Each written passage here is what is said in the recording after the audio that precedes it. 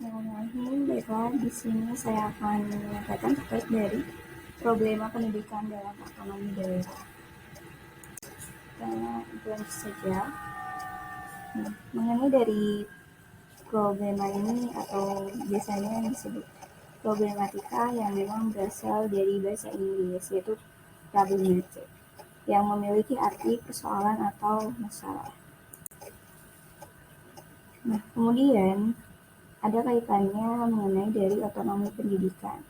Nah, otonomi pendidikan ini dimaksudkan sebagai pemberian sebagian wewenang dalam pengelolaan pendidikan pada daerah tanpa mengabaikan wewenang pusat dan standarisasi nasional.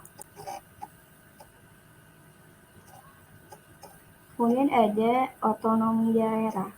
Otonomi daerah ini secara umum merupakan suatu kewenangan yang dimiliki oleh daerah tertentu untuk mengatur dan mengurus sendiri terkait pemerintahan dan kepentingan masyarakat setempat sesuai dengan peraturan dan undang-undang.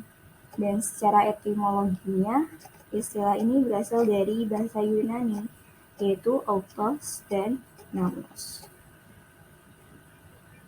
Lanjut.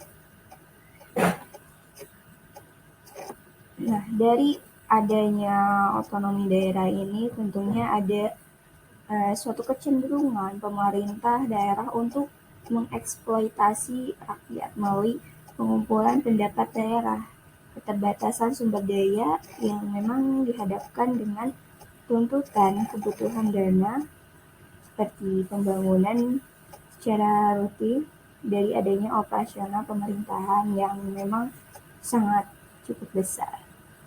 Dan hal tersebut tentunya memaksa pemerintah daerah untuk menempuh pilihan yang dapat membebani rakyat, misalnya dalam segi memperluas atau meningkatkan suatu objek pajak dan retribusi.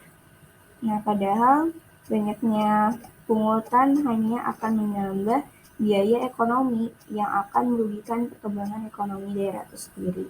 Dan pemerintah daerah pun memang terlalu intensif gitu dalam memungut pajak dan retribusi dari rakyatnya, hanya akan menambah beratnya beban yang memang harus ditanggung bagian masyarakat. Nah, dalam pendidikan pun tentunya terdapat dari suatu adanya pembangunan yang terkadang ada saja gitu oknum-oknum yang memang membangun hal yang memang sangat besar dan dananya pun tidak terkontrol. Apakah dananya tersebut untuk pembangunan yang memang berfungsi sebagai pendidikan atau hanya pemandangannya saja. Nah, berlanjut. Nah, dari kasus-kasus yang memang penggunaan dana anggaran yang tidak terkontrol ini dapat dilihat dari pemberian fasilitas yang berlebihan kepada pejabat daerah atau ya dari struktural pendidikan yang memang pemberian fasilitas yang berlebihan ini merupakan suatu bukti ketidakarifan pemerintahan daerah dalam mengelola keuangan daerah.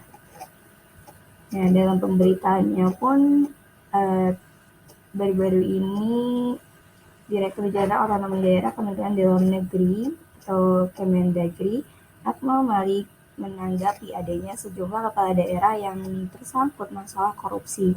Dan menurutnya hal tersebut bisa diminimalisir melalui Omnibus Law pada Undang-Undang Nomor 11 Tahun 2020 tentang Cipta Kerja. Dan berisi, kami ini berharap Omnibus Law ini menjadi satu solusi ketika nantinya perizinan itu lebih terdigital, pendekatannya melalui pendekatan virtual, tidak lagi seperti tatap muka atau offline. Dan kata Akmal pun di National Convention Center Ancol Jakarta Utara pada hari Kamis ini memang meyakini gitu adanya jumlah kepala daerah yang memang terlibat dalam adanya masalah hukum dan khususnya tindak pidana korupsi bisa lebih sedikit. Nah, kemudian ada solusi. Dalam solusi ini tentunya belajar dari pengalaman sebelumnya yang memang secara sentralistik dan kurang demokrasi ini membuat bangsa itu dapat menjadi terpuruk. Maka dari itu kita pun harus melihat kepentingan bangsa dalam arti yang luas daripada kepentingan pribadi atau golongan dan kepentingan pemerintahan pusat semata dengan menyelenggarakan otonomi pendidikan sepenuhnya.